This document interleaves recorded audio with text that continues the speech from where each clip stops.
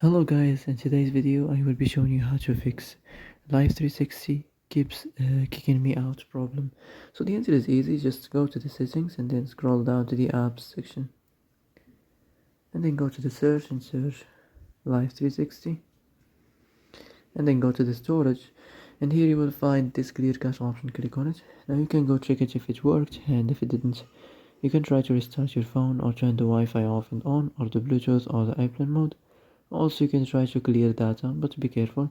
If you clear data, all the application's data will be deleted. This includes all files, the settings, the accounts, the databases, etc. So be careful if you want to clear your data. And that's it for today's video. I hope this is the answer you've been looking for. If you like this video, don't forget to like and subscribe, and see you in the next video.